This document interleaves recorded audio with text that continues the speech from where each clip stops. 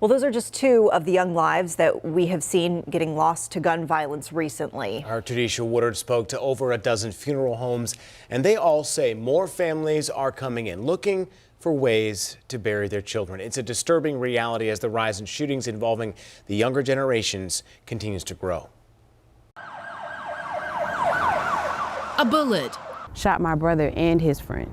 It takes a split second to fire.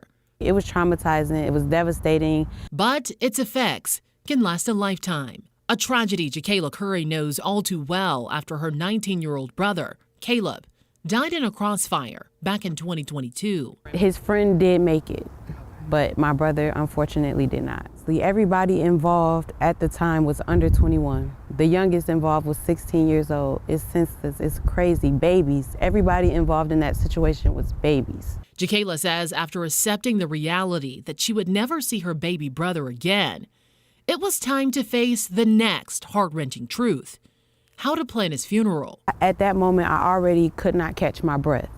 So getting the news and then now facing the fact that we just don't know where this money is going to come from. It's an issue Deborah Wadesworth says continues to grow as more teens are killed. Deborah says she's worked with the bereavement ministry at Lady of Consolation Church for 35 years, and the uptick in the number of kids dying is alarming. This is happening so frequently, so I guess we're sort of following in the norm. We've had to step in with some, just with helping with funerals. I spoke with funeral homes like King's Funeral Home, Alexander, and A.E. Grierson's in Funeral Cremation, who says they've noticed an uptick in the number of teens coming in.